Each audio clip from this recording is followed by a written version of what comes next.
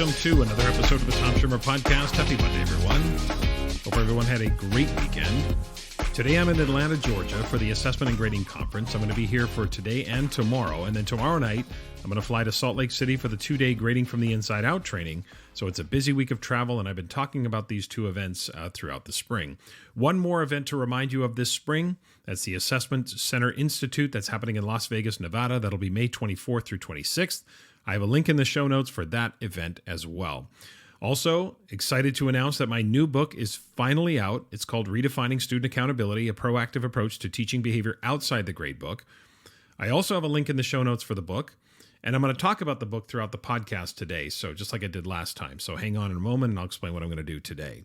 Okay, thanks for tuning in again this week. A big welcome to any new listeners joining in for the first time, and a big thank you to longtime listeners. I certainly appreciate all of you. This week, my guest is Shaunak Roy. Shaunak is the founder of Yellowdig. Yellowdig is a community-driven, active, and experiential learning platform, so that is the focus of our conversation today. And as I mentioned earlier, in Assessment Corner this week, I'm going to share a little bit more about my new book, Redefining Student Accountability. This time, I'm going to highlight the big ideas from chapters 4 to 7 to kind of finish off the summary that I started last time. So, that's today's plan. Let's get to it.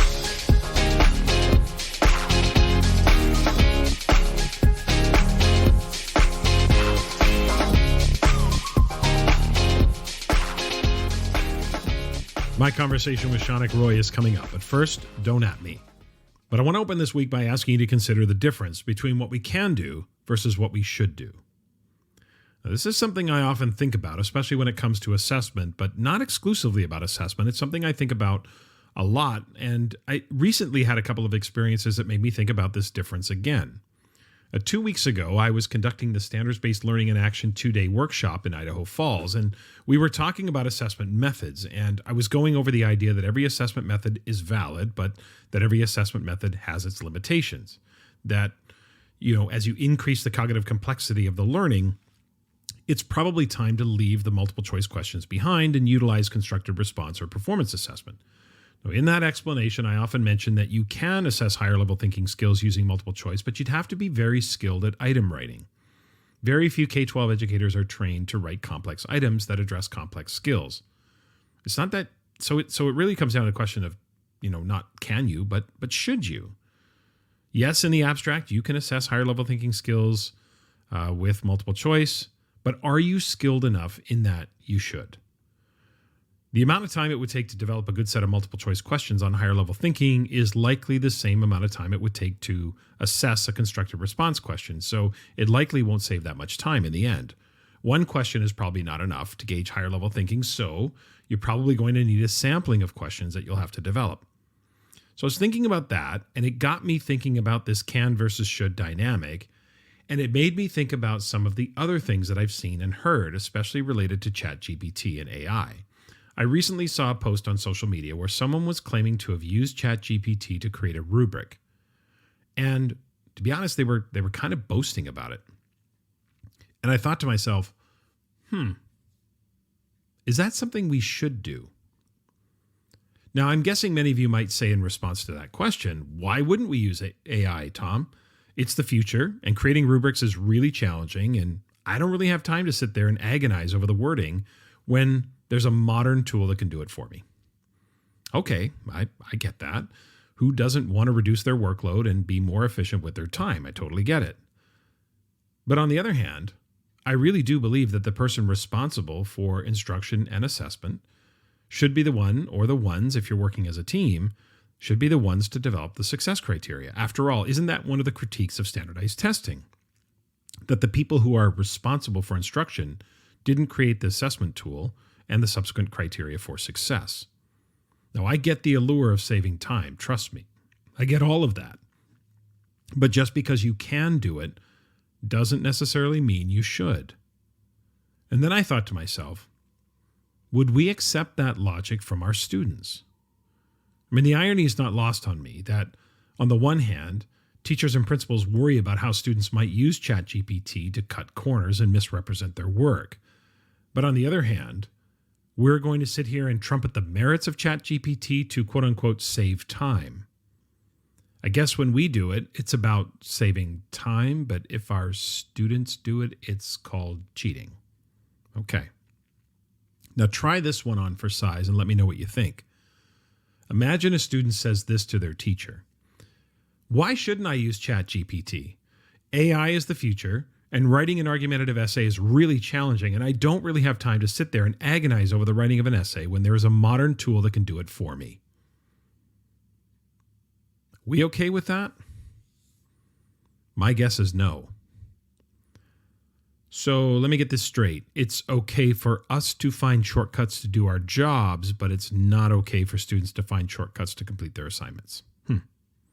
Now, some of you might be thinking, well, that's different, Tom. Their assignments are about their learning and their grades and their results, and we can't have ChatGPT essentially earning their grades, can we? Yeah, okay. And it's our jobs, and we're still being paid, and we're still considered the professionals and the experts, but AI is doing our work for us. Right. Now, I know that seems a little harsh, and I'm not trying to be harsh, but I do, again, find it curious that it's okay for us to take professional shortcuts, but it's not okay for students. How is that not hypocritical? Now, in fact, in most cases, students are forced against their will to take the subjects they're enrolled in, while we chose our professions. So maybe it should be the other way around. Because I think we especially like AI to do things for us that we don't like doing for ourselves. We don't like necessarily building rubrics, so why not have AI do it? So why can't our students do it when they're forced to take a subject that they're not interested in? Now, to be clear, I'm not advocating that we let our students do that. I'm just trying to point out some of the differences in the way that this information gets presented. Now, even if a teacher said this to me, but Tom, listen, I just use ChatGPT to get me started on the rubric, and then I wordsmith it to fit the language of instruction and align it to my standards. Okay, let me try this one for you. Mr. Schimmer, I just use ChatGPT to get me started on my essay, and then I wordsmith it to fit the language I typically use when I write. I still don't think we'd be okay with that. I know that there are many layers and angles to think about when it comes to ChatGPT, probably many that we haven't even thought of yet. And trust me, I'm definitely one who seeks to embrace new technology and thinks we need to adapt to the natural evolution of things in our society. However, I think there's a very important conversation to be had about the ethics of ChatGPT and AI in general. And the question of ethics really comes down to the difference between can and should. Yes, we can use artificial intelligence for a lot of things. But should we? If we go too far down that road of allowing AI to do our work for us, then will we at some point become redundant? And will we end up manifesting this self-fulfilling prophecy that AI is going to replace humans in the workplace? The ethics of ChatGPT and artificial intelligence, for me, is probably a much more important conversation than just thinking about all the things that artificial intelligence can do for us. 3, 2, 1,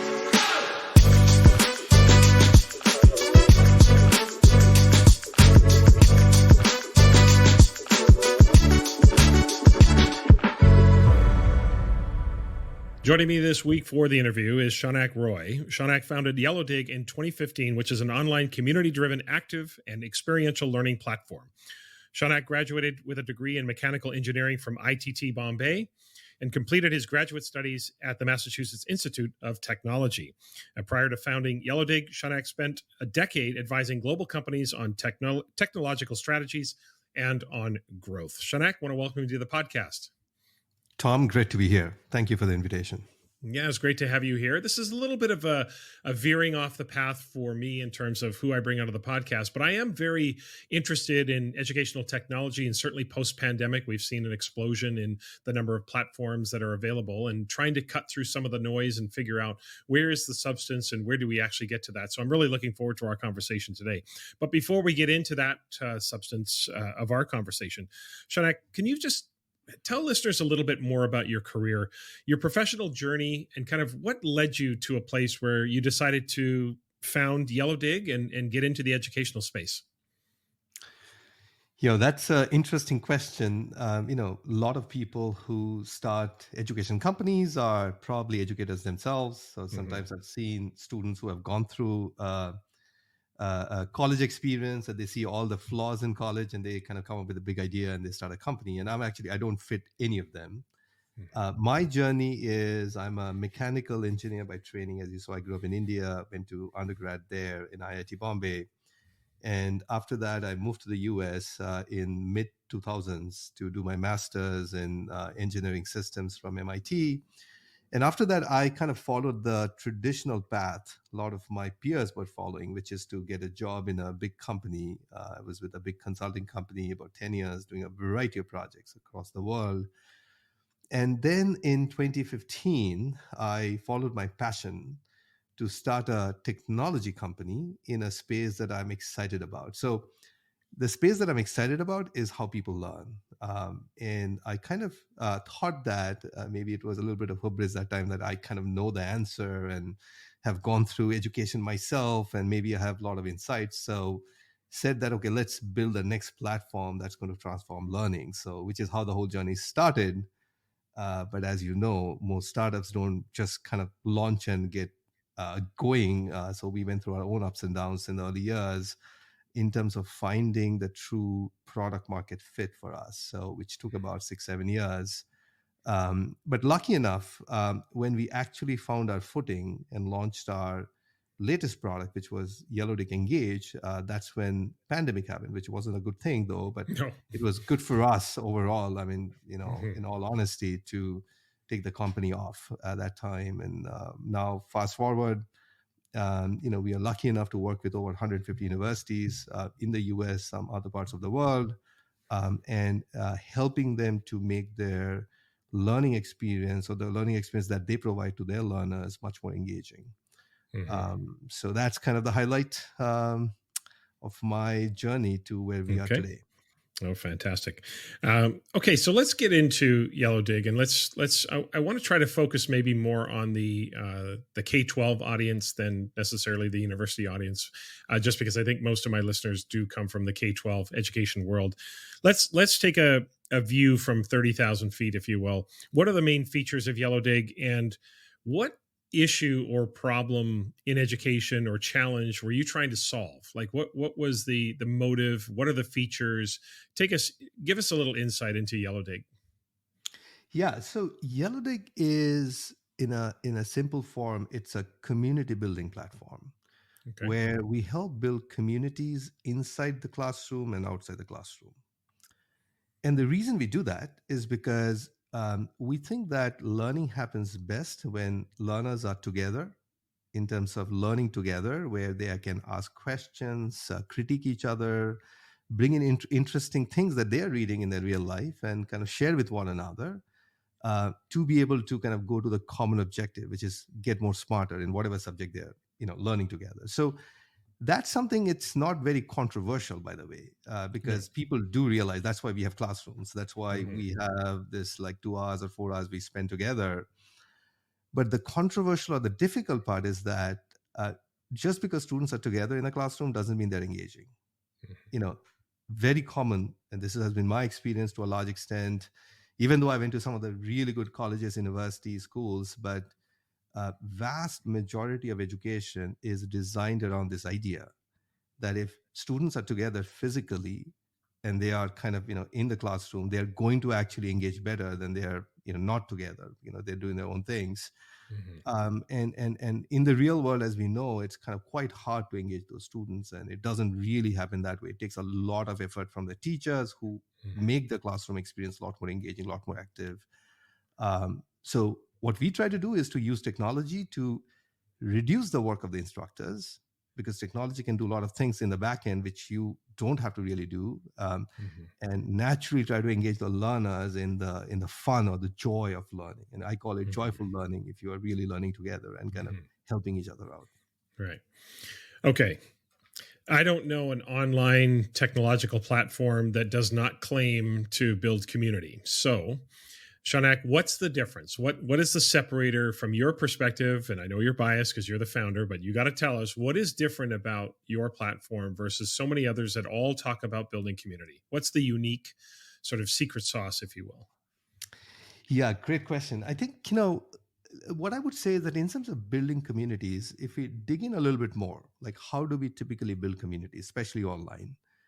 In one end of the spectrum, you have things like discussion boards, which is used very often, especially in higher education, also in K-12. We have seen where, in some fashion, the teacher would say that, why don't you go post a thought or something in our community, by Sunday night, and then maybe respond twice to two other people to drive engagement, because it's Right. sometimes hard to drive engagement without a clear instruction around what it is, and sometimes those discussion posts also get graded in terms of the quality of the conversation or the quality of the contribution to make sure that it's a valuable Mhm. experience.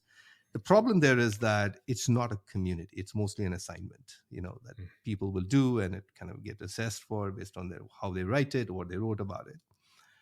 On the other end of the spectrum is sometimes the idea, which is there is a community. Let's say you create a Facebook group.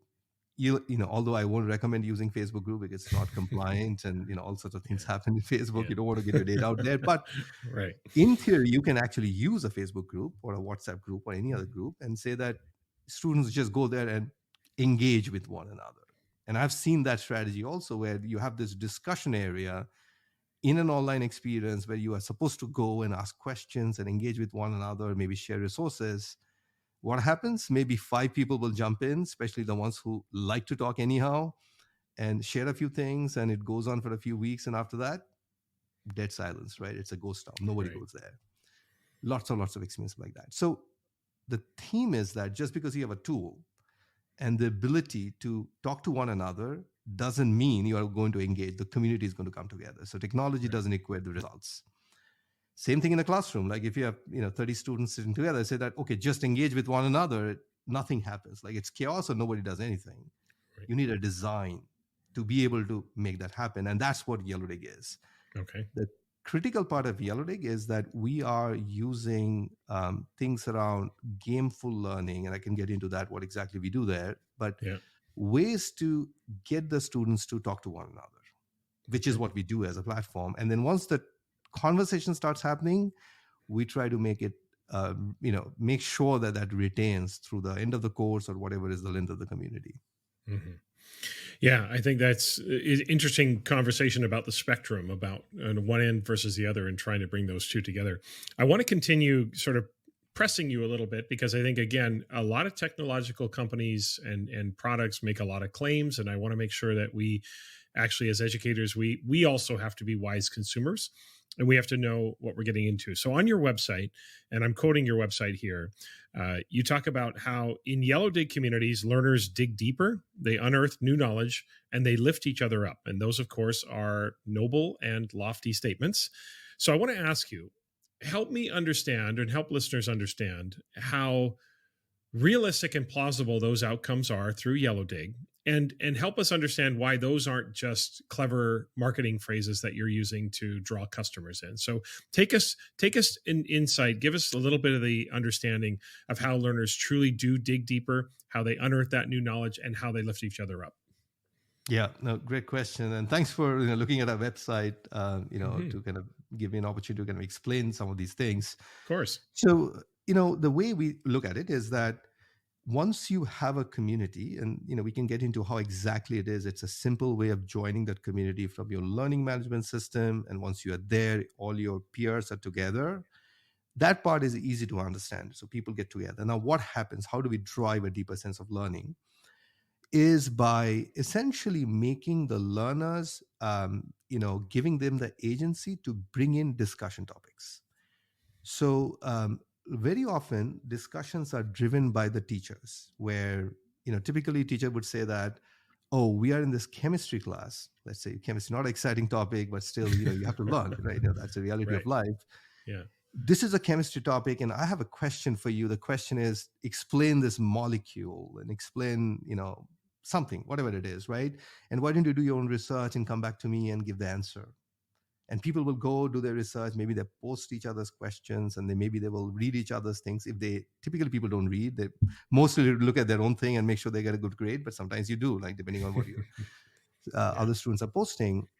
And there's a good reason for that. The reason is, because that's the only way the teacher can make sure that the students are actually going deeper into the subject area, which is by giving them a prompt. In Yellowdig, a big difference is that there are no prompts. And the prompts are essentially what we say is that each student would have to earn a certain number of points by the end of the course. And there is a point system that we have designed around it. But students can actually start discussions, meaning the teacher will give them topics meaning these are the 5 different topics we are going to cover in the course, could be based on learning objectives or whatever way they want to define it.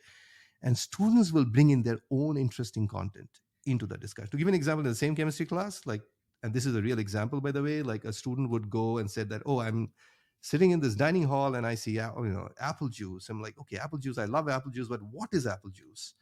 Let me go to Google and really see what apple juice is made of. Oh, it's like carbon, hydrogen, oxygen, this organic compounds. But is it just 3 molecules? Is that what makes apple juice so tasty and fragrance and all that? So, these kind of inquiry people are always very curious about things. It's just that it doesn't get activated, especially in a classroom. Right. Hard to do because you have limited time. But if you have a community which is online, which is 24/7, with a permission for the students to be active and bring in interesting ideas from their point of view without getting judged, magic happens. And the reason magic happens is because students themselves get motivated to actually share interesting things and kind of maybe look smart in front of other kids, but then also start to discuss interesting ideas with one another. Mm-hmm. That is the big thing that we have done, which drives deeper learning. And what we mean by deeper learning is, any subject like organic chemistry, there are aspects of learning which we have to learn, but then it gets deeper into our mind when we actually start discussing it. We start to connect it with our daily lives. Like, I'm drinking apple juice, that's an organic compound. There's so many other examples here. That ability to be able to connect the dots is essentially what we see as a huge impact and relevance, making learning more relevant for their own lives, is how we drive engagement. So in our mind, when we build a community, it's not so much just that students are together to support each other, but they're actually digging in together. It's a community of inquiry. That's the framework. I don't know if you've heard about it. John Dewey and others have done a fantastic amount of work in this area. That is one of our fundamental pillars of driving engagement, but we use actually gameful learning also to kind of build that initial level of engagement, which sometimes for sure.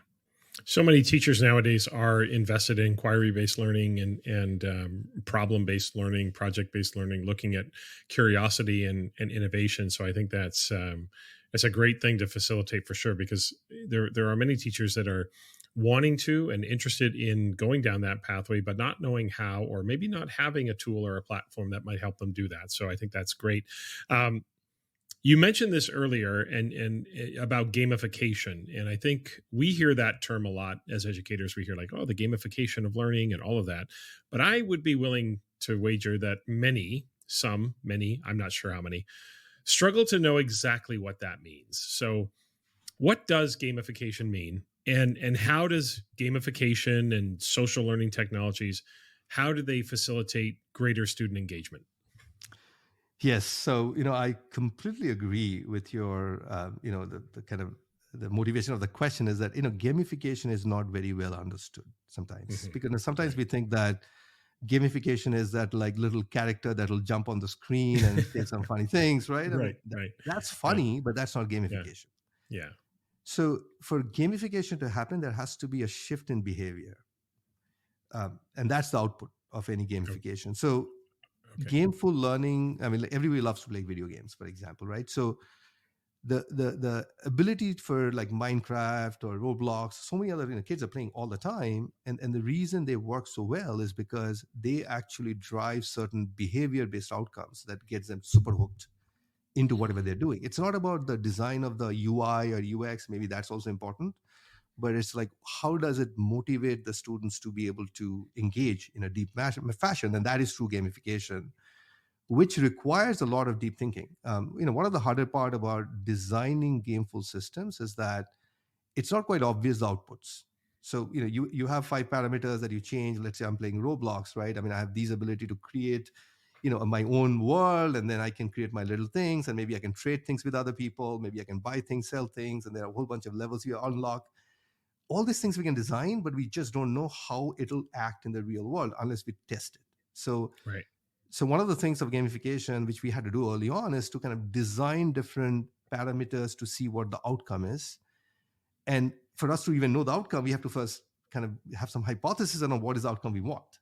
Mhm. So to us, gamification starts with really defining the outcomes that we're looking for, and then kind of starting going backwards and see how do we design a system which kind of pushes the students naturally towards that outcome. So for us, what we're really trying to achieve through gamification is engagement, which is being able to come back, engagement not only with the platform, but with the peers, so that they are actually talking to one another as opposed to just going in, posting, and coming out.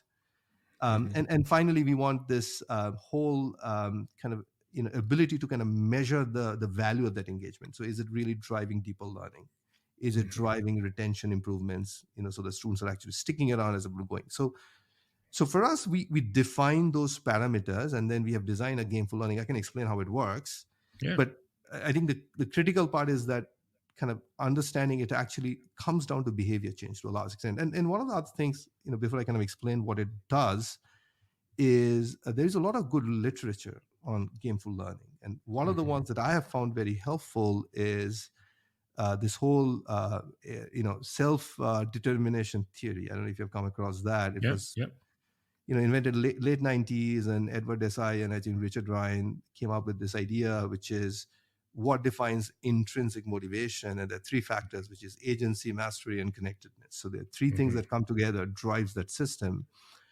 And video games have actually used it very effectively to get kids super hooked into it. I think education, we are just starting to catch up. And this is, I think, see as a huge opportunity for us to use gameful learning.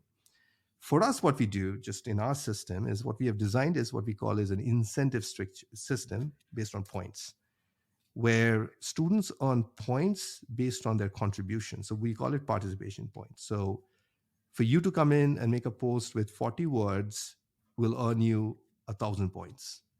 Why do we give them that points? Is because it's a very fact that they actually took an action to contribute something. So that's the first type of points.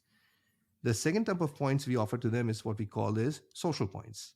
Meaning, if I created a post or a comment, to the extent my peer group find it interesting to interact with it in terms of making a comment on it or making a reaction to it, I, as the creator of that content, will get points. Because the very fact that I created something that others found interesting.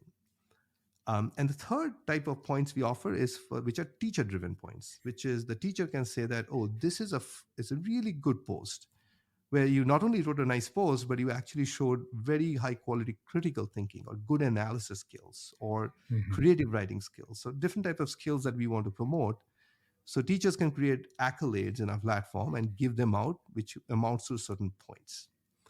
So what we are essentially doing there is creating a point structure where you can earn points in a variety of ways to shape your behavior in a certain direction, which is focusing your attention to the students, looking for indication of high quality contribution from the instructors, and actually very fact of taking action so that you are actually proactively contributing. So some of that creates into the system, and the result is what we see. Very interesting. Everybody loves points, right? I mean, we all love points, but how we are earning those points is what we are gamifying. Right. Okay. Now you're going to have to square a circle for me here, because earlier you were talking about the importance of intrinsic motivation and self-determination. And now you have a system that is based on the distribution of points, which is maybe an external reward, if you will, or result. So help me understand the fusion between those two. I mean, intrinsic motivation is hard to know. There's only two ways you can know whether or not somebody is truly intrinsically motivated. One, you have to infer based on their behavior, and you mentioned behavioral change. You have to make an inference based on observation, or you have to take their word for it if they tell you that they are intrinsically motivated. It's very hard to recognize intrinsic motivation. So let's talk about that. You have a system that distributes points as a result of certain levels of performance, and yet we're talking about self-determination. Help me understand that. Yeah, it's a great question. So one of our teachers made a really good comment, which I love to say, which is the students come for the points, stay for the community. Okay. So the idea is this. The idea is that if you are a student, imagine that backbencher who is not typically engaged.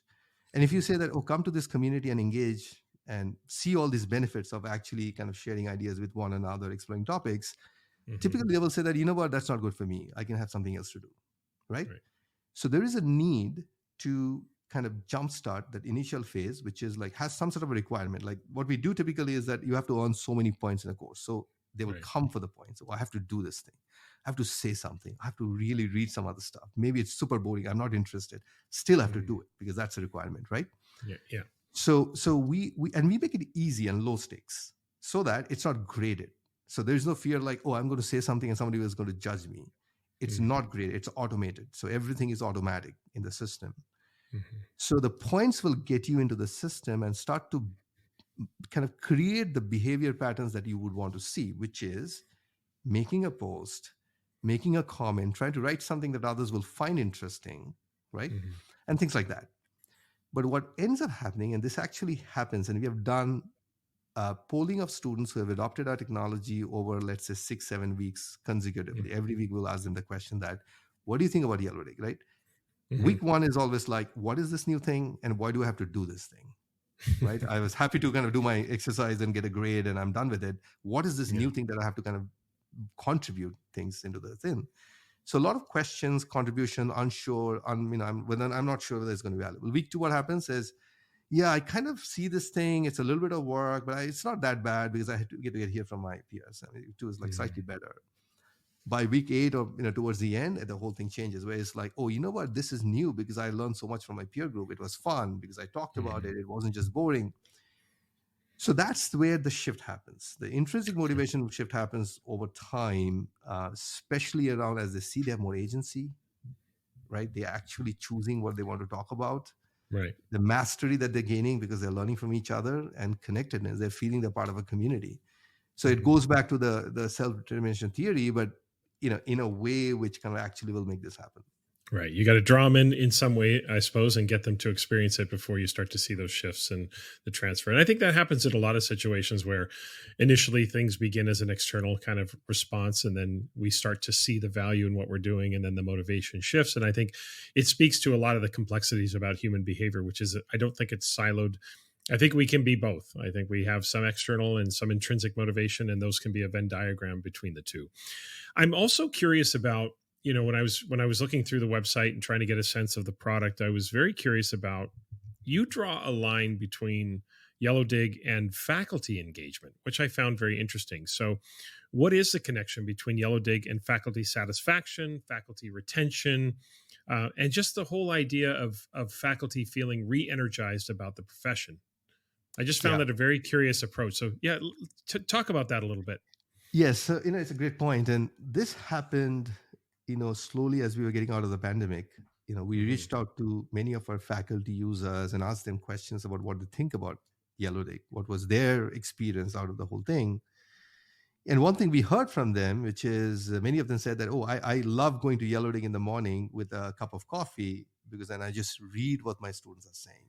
Right. And then some others said that, I was amazed to see that I was learning from my students and, they are excited about what they're learning. I mean, imagine this, like there's so many faculties, they would Yeah. love to hear something from the students. They just don't hear anything from them. Right. Right. So Right. Right. I think, anybody who is dedicating themselves to teaching has a thing in them. They want to change lives. And part of that is they want to see their students engaged. Right. And we are living in this era where it is extremely hard to engage their students, even though we want to believe that just because they're sitting in the classroom, they're engaging. It's not the case, right? Yeah, no. No.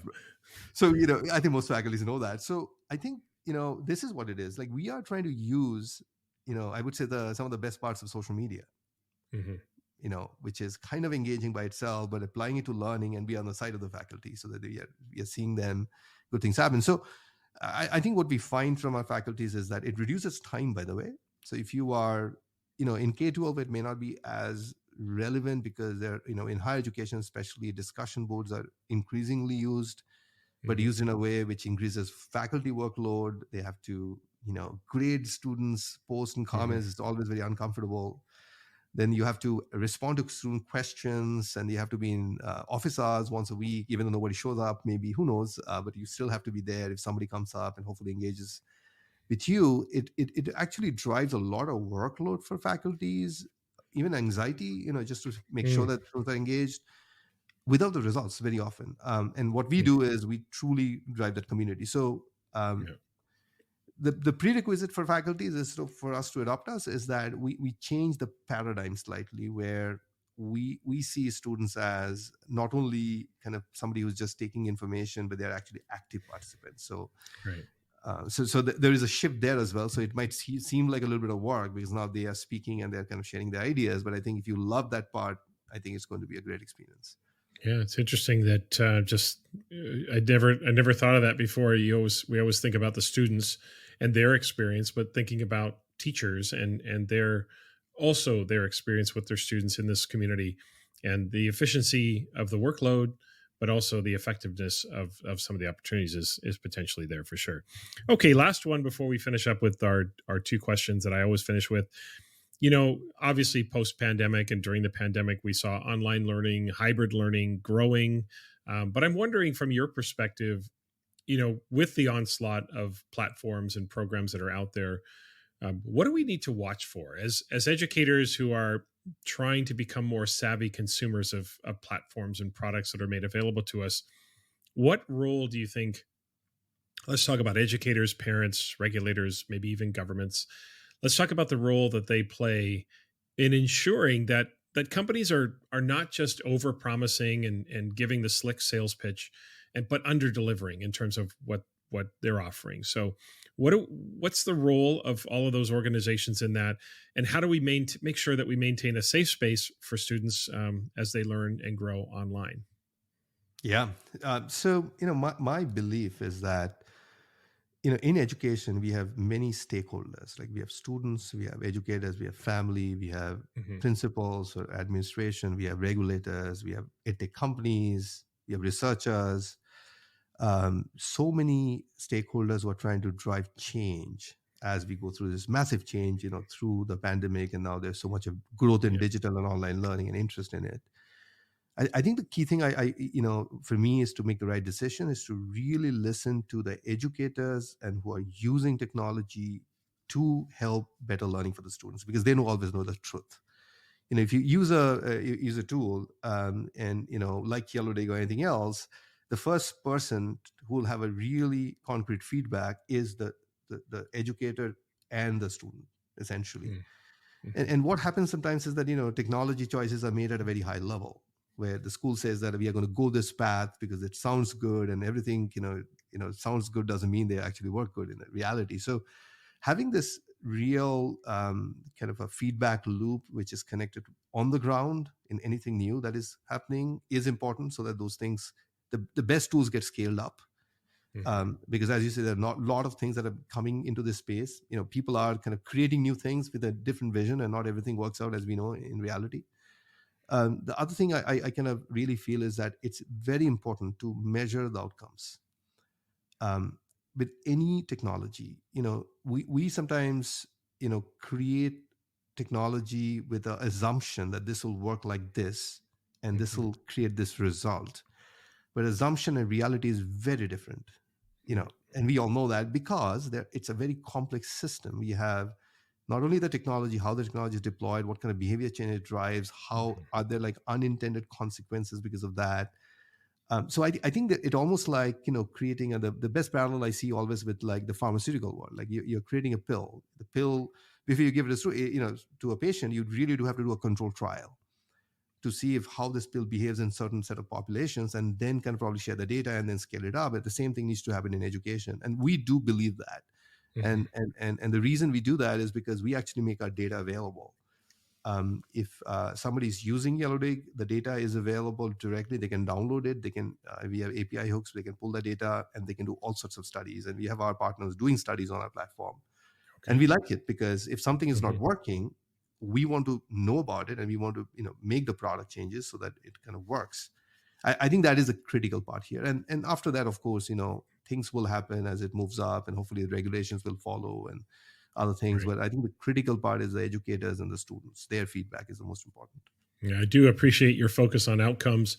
I think sometimes it's very easy to get distracted by technology, the slickness of it, and not remind ourselves that it really still is about learning outcomes. It's still about the students' achievement. It's still about them getting to levels of thinking and depths of understanding that really do maximize their opportunities going forward. So, and I was going to ask you actually about any data that's available. So you're saying it is available for people, and I love the fact that you're doing some ongoing studies and reflection on whether or not the product is serving its purpose and actually achieving the outcomes you're hoping it will achieve. I think that's a good sign that you continue to do that and make that data available to people and let them think about whether or not it's successful for them and whether or not it's the right product for them as well. So appreciate that. It's been a really interesting conversation because this is certainly something that I don't spend a lot of time thinking about, and really appreciate you being here. We've got two questions as we finish up, Shaunak, as we always finish up every interview with. The first one's a little heavier. The last one's a little lighter. But these two questions, the first one, and you can take this in any direction you want to, but it's a simple question, and that is, educationally speaking, what keeps you up at night? Well, I mean, for me, the most important thing is that we are building a platform which a lot of hundreds of thousands of students are using us. So for us, the most important thing is that are we saying the right outcome that we want to create? Mm-hmm. Okay. So we pay a lot of attention in terms of getting feedback from our users, and as you said, right, not always the data is the one that we want to see. So being able to see data that we don't like and we don't agree and do understand, and then being able to kind of dig in is what is the most important thing for us as a company.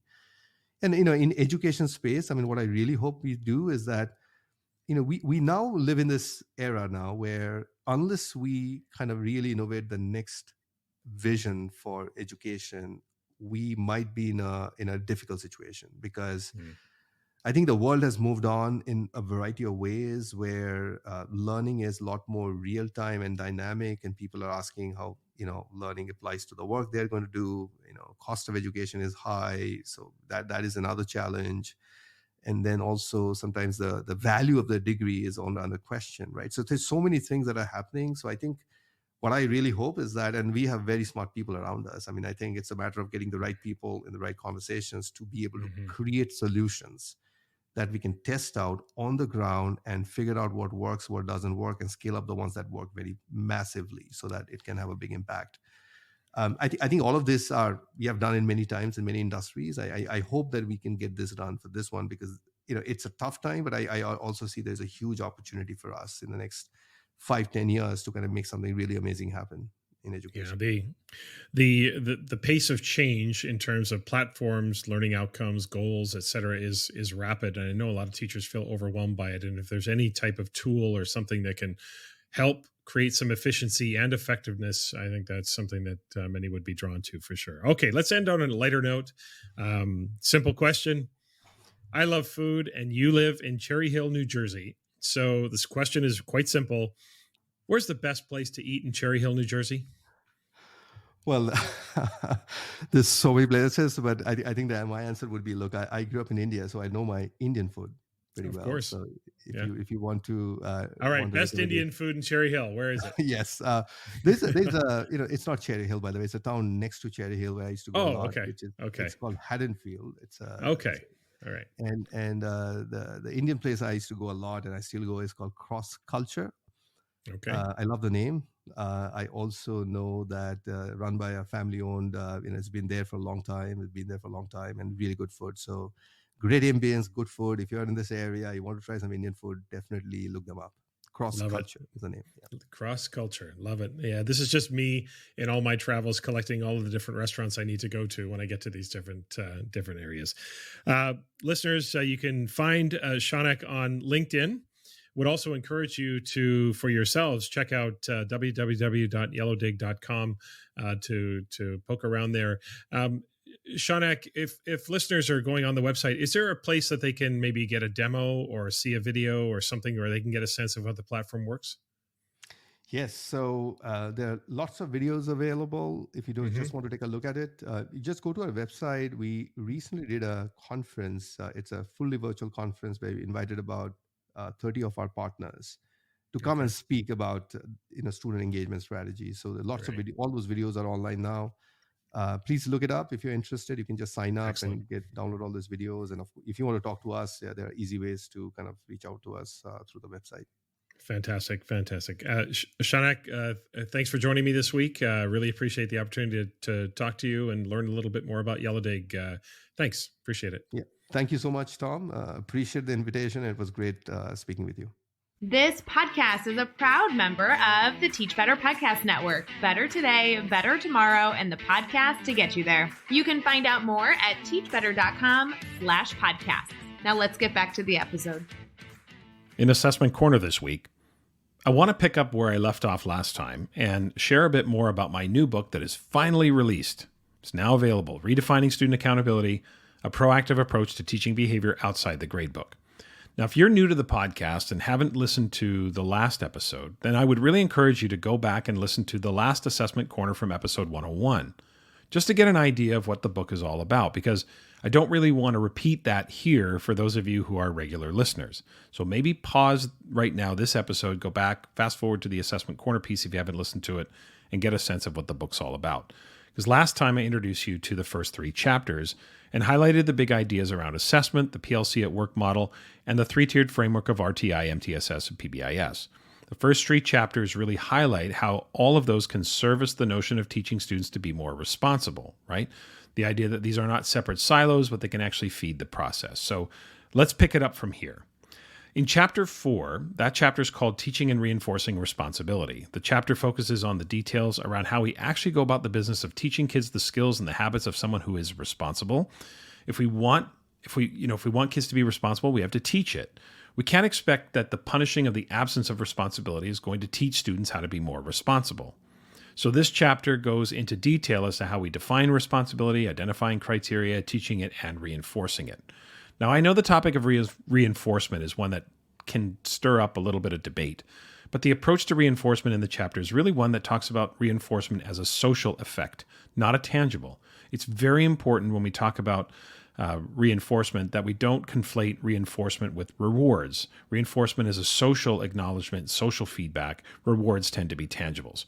Reinforcement is a naturally occurring phenomenon, and it occurs in schools whether we like it or not. It's going to occur when we provide descriptive feedback, as I mentioned, in terms of the degree to which a student has been responsible. So chapter 4 gets into all of that. Chapter 5 moves into thinking about correcting irresponsibility and supporting responsibility. Essentially, this chapter examines what we do when students fall short of the desired levels of responsibility. Despite all of our best efforts in teaching kids what it means to be responsible, there will be some students who fall short. That's the very nature of the 3-tiered framework, where you can expect students to have Tier 2 and Tier 3 needs. Now, in this chapter, I highlight the difference between discipline and punishment and the importance of having a trauma-informed focus, as well as taking a restorative approach. So all of those kind of get wrapped into that chapter as well. I also get into some of the systems and routines that you can put in place in a school to hold kids accountable without being punitive.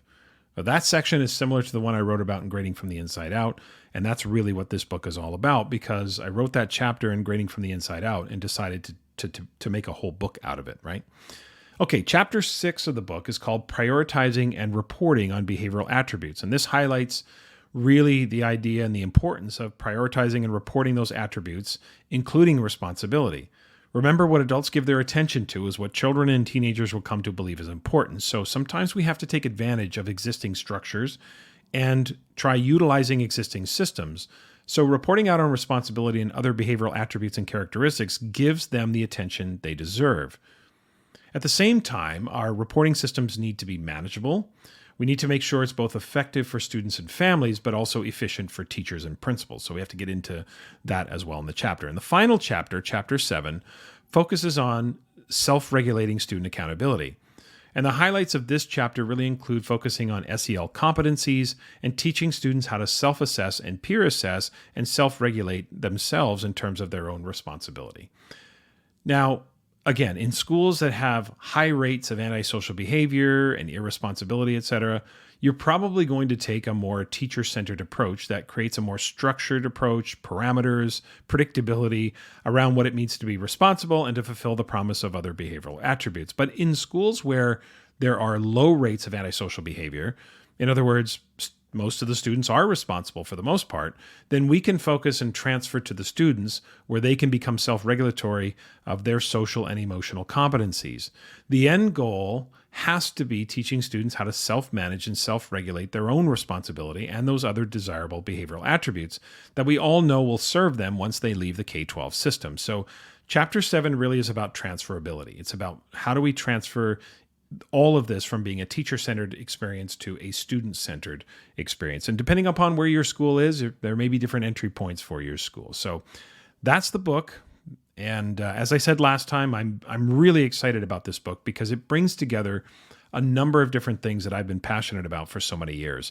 My hope is that educators will find it thought-provoking, insightful, and practical, and I hope it finally leads to the end of this bullshit narrative that people try to peddle when they claim to be teaching students responsibility by punishing their irresponsibility. Again, for some reason, when a student has an academic misstep, we respond by saying, let me help you, let me show you, let me teach you.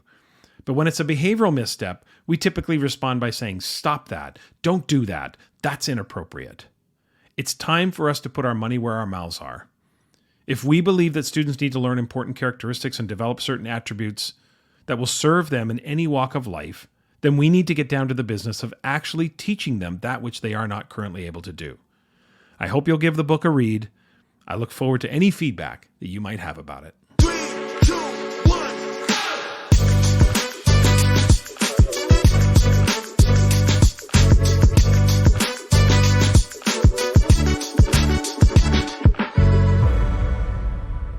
Okay, that's it for this week. Remember to follow the podcast on Twitter, Instagram, Facebook, YouTube, and TikTok. Also, please email the podcast, tomschimmerpod@gmail.com, if you've got questions for Assessment Corner, or if you have any suggestions or feedback for me about the podcast. And a reminder to check the show notes for links for the upcoming professional learning event in Las Vegas. That's the Assessment Center Conference at the end of May. Links in the show notes for that. You can find the information on the Solution Tree website as well. Next time, my guest will be Dylan William. We talk all things assessments. Fabulous conversation with Dylan. In fact, it's going to be part 1 of a 2-part conversation. So the next 2 podcasts will feature Dylan William. And then we'll head into the summer. And I'll have more about what's going to happen with the podcast over the summer. I haven't quite finalized plans yet, but looking forward to those 2 conversations with Dylan William over the next 2 episodes. Please subscribe, rate, and review the podcast, especially on Apple Podcasts, of course, but a rating and review on any platform will help grow the podcast's reach. And if you like what you hear, please keep spreading the word about the podcast to your friends, your colleagues, or on social media. I would really appreciate that. Have a great week, everyone.